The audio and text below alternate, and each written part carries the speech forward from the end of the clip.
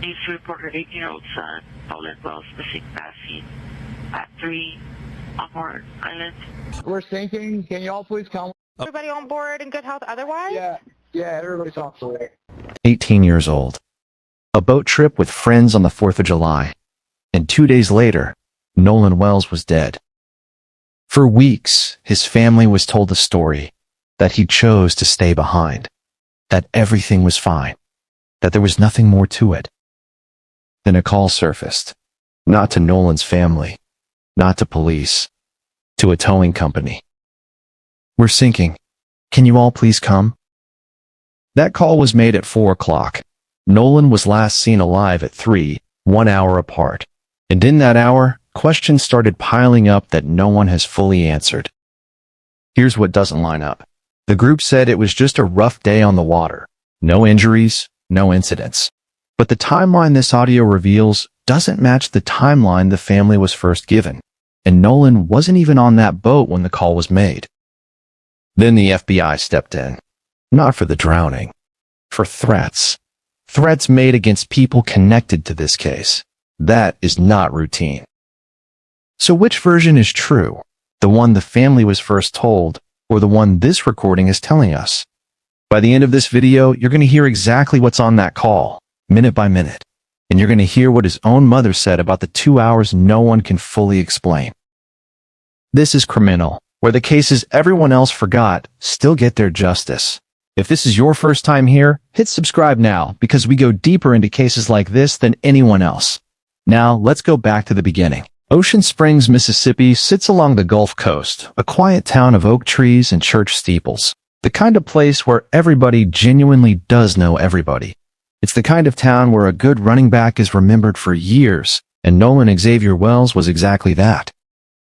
Nolan played wide receiver for Ocean Springs High School before moving on to Southwest Mississippi Community College, where teammates described him as steady, well-liked, and easy to be around. His mother, Christine Wells Wansley, would later describe him at his funeral with a phrase that says everything about who he was. She asked people to simply share his stories and never stop saying his name. Nolan wasn't a stranger to his friend group.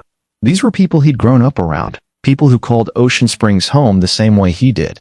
On the 4th of July weekend, a small group of them decided to do what teenagers along the Gulf Coast have done for generations. Take a boat out to Horn Island for the holiday. Horn Island is a barrier island roughly 10 miles off the Mississippi coast, federally protected, undeveloped, and only reachable by boat. No cell towers, no lifeguards, no convenience store to run to if something goes wrong. Just sand, pine trees, and the kind of isolation that makes for a perfect holiday getaway, right up until it doesn't. That's where Nolan and his friends spent July 4th, 2026. By all early accounts, it was an ordinary holiday outing. Music, laughter, the kind of afternoon nobody thinks twice about until it becomes the last one. For families along the Mississippi Gulf Coast, a boat ride out to Horn Island for the 4th of July isn't unusual at all. It's tradition. Generations of families from Ocean Springs, Biloxi, and Gaudier have made that same trip, packing coolers and speakers onto small boats and treating the barrier island like an extension of their own backyard. That's part of what makes this case so hard for the community to sit with. This wasn't a reckless trip into unknown territory. It was a version of a holiday these kids, and their parents before them, had done many times before without incident. According to accounts shared publicly by one of the mothers in the friend group, Nolan was last seen by his friends at around 3 o'clock that afternoon. The plan, as it was described afterward, was that Nolan would stay behind on the island and catch a ride back with a second group of friends who were arriving later. At around 4:30, the first boat, the one Nolan was not on, began taking on water.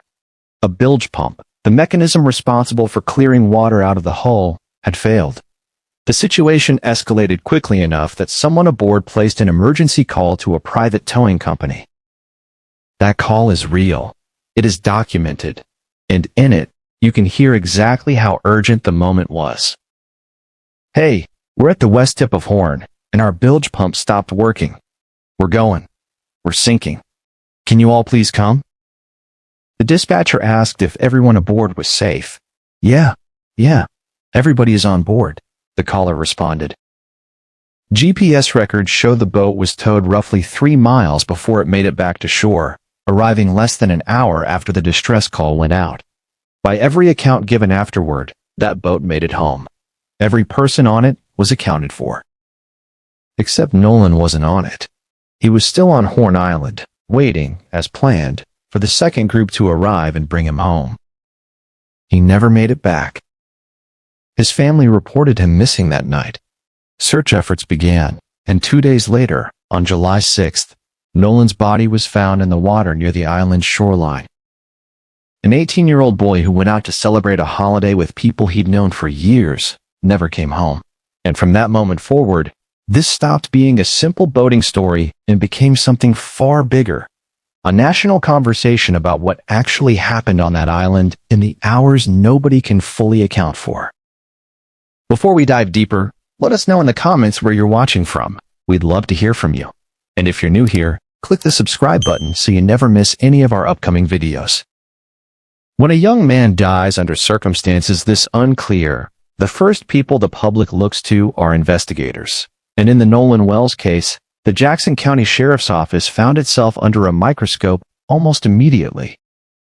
Sheriff John Ledbetter said publicly, in the earliest days of the investigation, that no foul play had been identified. For a grieving family desperate for answers, that kind of early statement can feel less like reassurance and more like a door being closed before it was ever fully opened. Here's the problem investigators were up against. Horn Island is federal land. It has no permanent security presence, no surveillance cameras, no way to independently verify who was where and when, beyond the word of the people who were actually there. That's an incredibly difficult scene to investigate under any circumstances. And it's exactly the kind of case where a family's trust in law enforcement either gets built or gets broken in the first 72 hours. To their credit, once the case escalated, the sheriff's office brought in the FBI to assist with digital evidence. Over 60 witnesses have now been interviewed. That is not a small number for a case of this size, and it tells you that investigators are not treating this as an open and shut accidental drowning, whatever their early public statements suggested. The FBI's involvement itself became a story. Sheriff Ledbetter confirmed the Bureau's assistance was, in his words, not out of the ordinary. Since Horn Island sits on federal land and his office frequently works with the FBI on matters there. But the FBI added something else, confirming to reporters that agents were working to address interstate threats that were being made against individuals connected to the case, not the drowning itself. Threats. Real ones. Serious enough that federal agents got involved. This case had become so viral, so emotionally charged, that people connected to it, including potentially teenagers who may have done nothing wrong at all, were receiving threats serious enough to require federal intervention. That is the kind of pressure that can compromise an investigation just as easily as it can motivate one. Then came the GPS data and the towing call audio, obtained through public records requests by national outlets, including NBC News. This is where the story took its most significant turn. The timeline the public had been working from, an afternoon boat trip, a smooth handoff of Nolan saying, "We'll come back for him," now had documented evidence sitting alongside it. A boat in genuine mechanical distress, a call for help, a tow back to shore, and Nolan, alone on an island, waiting for people who, through no fault revealed so far, never made it back in time. Investigators are now working to reconstruct minute by minute exactly what happened in the hour between when Nolan was last seen and when that emergency call went out. That hour is the single most important piece of this entire case, because everything that happened afterward, the search, the discovery, the grief, the national attention, all of it traces back to those 60 minutes on the water. There's another side to this investigation worth understanding, the online side. Almost as soon as Nolan's death became national news, social media did what social media does with cases like this. Theories spread. Names of teenagers who were never charged with anything started circulating. Screenshots, half-confirmed details, and outright guesses got repackaged as fact within hours. Officials and reporters covering the case have specifically noted that misinformation spread rapidly online, much of it targeting the friends and acquaintances who were with Nolan before his death. People who, as of this video, have not been named as suspects by any official investigator. That matters, because it's easy, watching a case like this unfold from a phone screen, to feel like you already know what happened. The reality is messier.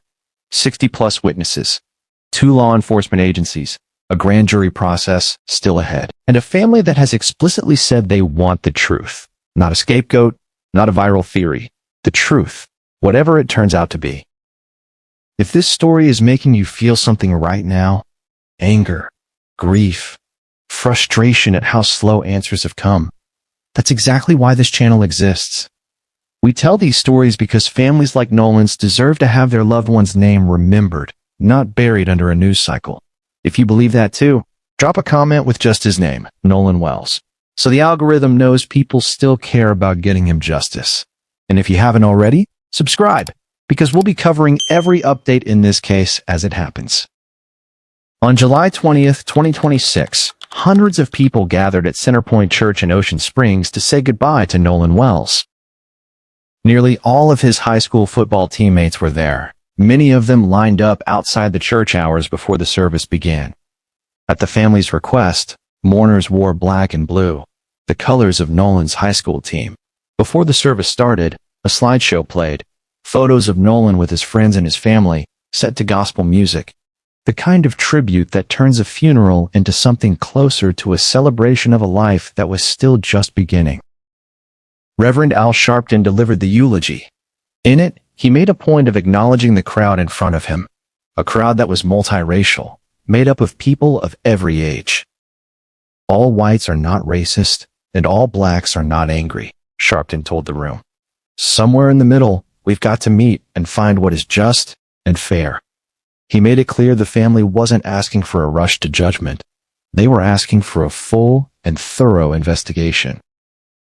Attorney Ben Crump, representing the Wells family, stood beside Nolan's parents, Christine and Elmore, and led the crowd in a chant, "Nolan's life mattered." After the service, Crump told reporters that even at that point, over 2 weeks after Nolan's death, the family still hadn't received a completed incident report or final autopsy results.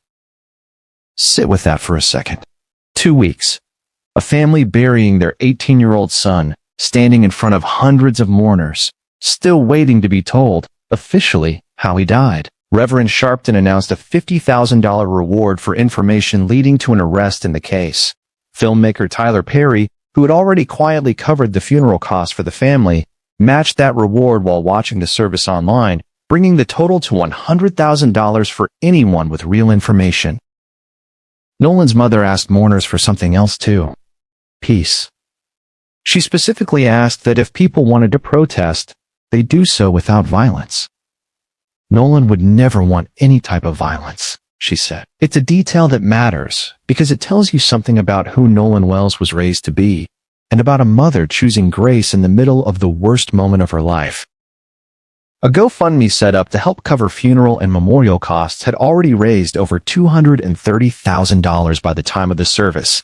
Money from strangers across the country who had never met Nolan Wells, but felt compelled to do something, anything, for a family carrying a grief this public and this heavy. Just days before the funeral, on July 15th, the family and their attorneys met face-to-face with Jackson County District Attorney Angel Myers-McElrath, the first meeting of its kind since Nolan's body was found. Crump told reporters afterward that the DA walked the family through the legal process ahead, step by step, so they'd understand exactly what a grand jury referral would and wouldn't mean. It was, by all accounts, the first moment the family felt like they were being included in the process rather than simply waiting to be informed of its outcome. After the funeral, the family held a reception at the Jackson County Fairgrounds, open to family, friends, and Nolan's football teammates. Christine Wansley was direct about why. "He would not want us sitting around crying," she said. "So what we're going to do is kind of have a party to celebrate him." It's a small detail, but it says something enormous about the kind of mother Nolan had. Someone determined to hold both grief and celebration in the same hand at the same time, because that's what her son would have wanted. Here's where this case gets difficult, because so much of what's circulated online about Nolan Wells has not been confirmed by investigators. and separating fact from assumption matters, especially for a family that has already had to fight against misinformation targeting people who were simply present that day.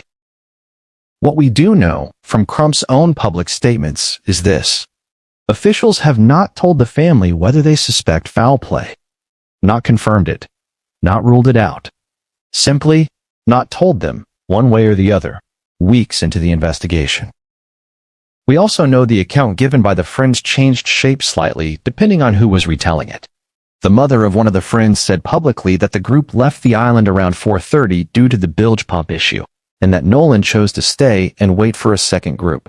Other reporting has described Nolan's friends telling investigators he believed he could catch another ride, an account Nolan's own parents have publicly and understandably questioned. Neither of those things on their own proves anyone did anything wrong. Boats break down, plans change. Teenagers make casual decisions on a holiday weekend that feel completely unremarkable in the moment. But when one of those teenagers ends up dead 2 days later, every one of those small, ordinary decisions gets picked apart, second-guessed, and turned over in the light of hindsight, because that's what happens when a story doesn't have an ending yet. The case is set to be presented to a grand jury once the sheriff's investigation is complete. The Jackson County District Attorney's Office has been careful to point out that convening a grand jury does not, by itself, imply that a crime occurred. It's standard procedure for suspicious or unexplained deaths in the county.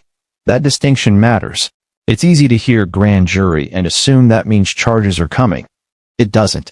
It means the process is doing exactly what it's supposed to do, taking a death with unanswered questions and putting it in front of a body whose entire job is figuring out whether there's enough evidence to move forward. As of today, no suspects have been named, no charges have been filed, no official cause of death has been announced. And that, more than anything, is the hardest part of this entire case. Not a shocking twist, not a smoking gun, but the agonizing, ongoing uncertainty of a family that buried their son without knowing exactly how or why they lost him. There's also the matter of the search itself. Nolan was reported missing the night of July 4th, and it took until the morning of July 6th for his body to be found near the island's shoreline, nearly 2 full days. For a family watching the clock, every hour that search stretched on would have felt unbearable.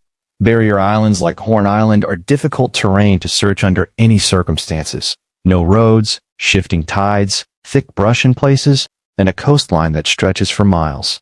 That doesn't make the wait easier for a mother and father sitting at home. It just means the difficulty of the terrain and the agony of the family's wait were both true at the same time. Before we keep going, I want to ask you something honestly. If you were Nolan's mother right now, burying your child, and still not knowing what actually happened to him, what would you need to hear? Type your answer in the comments. I read every single one, and honestly, this case deserves that from all of us. And if this video has already taught you something you didn't know 10 minutes ago, that's exactly why we do this. So hit that subscribe button, because there is more to this story, and we are not walking away from it. So where does the Nolan Wells case actually stand right now? Investigators have interviewed more than 60 people. The FBI remains involved, both in analyzing digital evidence and in addressing threats made against people connected to the case. Nolan's family has agreed to a mutual inspection of his cell phone, allowing both their own experts and Jackson County investigators equal access. A move that suggests the family isn't just waiting on officials, they're actively pushing to control part of the process themselves. The distress call and GPS data are now part of the public record, thanks to reporting from national outlets who filed records requests rather than waiting for information to be handed to them. That single piece of audio, 30 seconds of a panicked voice telling a dispatcher, "We're sinking," has done more to shape the public's understanding of that afternoon than almost anything released by officials themselves. And that's worth sitting with for a moment. In a lot of cases like this, it isn't law enforcement driving transparency. It's journalists, attorneys, and families refusing to let a story go quiet. Ben Crump has said plainly that his team is running its own independent investigation, parallel to the official one. That's not a small thing. That's a family that has decided they cannot simply wait and trust the system to move at its own pace, not when their son is the one in the ground. Nolan's story has also become something bigger than one case. It has become a conversation happening across the entire country about how missing person cases involving young black men and boys get treated, how quickly foul play gets ruled out, and how much scrutiny families have to apply themselves just to get basic answers other families might receive without asking. Reverend Sharpton's own words, standing in front of that mixed-race crowd of mourners, tried to hold two things at once, honoring the seriousness of that history while resisting the urge to assume the worst about anyone before the facts are known. That's a difficult balance.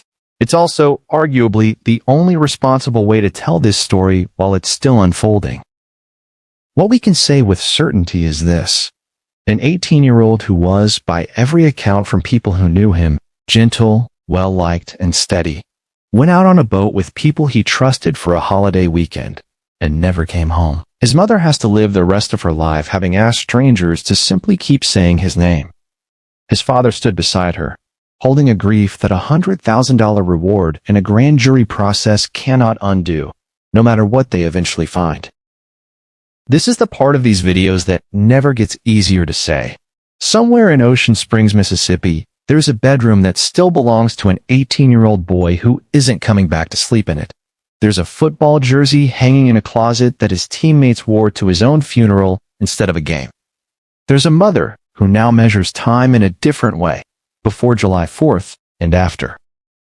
We don't know yet if what happened to Nolan Wells was a tragic accident, compounded by a series of ordinary decisions that no one could have known would matter this much. We don't know if there's something else, something investigators haven't shared publicly, sitting inside 60 witness interviews and a phone that both sides have agreed to examine together. What we do know is that a family is still waiting, a grand jury process is still ahead, and a community that showed up in the hundreds, dressed in black and blue, has made it clear they are not going to let this story fade quietly into the next news cycle. If there is an update, an arrest, a released autopsy report, or a name attached to a charge, we will be back here to cover it, honestly and carefully, the same way we've tried to walk through it with you today. Until then, all we can do, all any of us can do, is what his mother asked. Share his stories, and never stop saying his name. Nolan Xavier Wells, 18 years old. If this video moved you even a little, do 3 things before you go. Subscribe so you're here for every update in this case. Comment his name below so this video reaches the people who still need to hear his story. And share this with one person who hasn't heard about Nolan Wells yet. Because cases like this only get justice when enough people refuse to look away. This has been Criminal. We remember the ones the headlines forget. We thank you, Lord,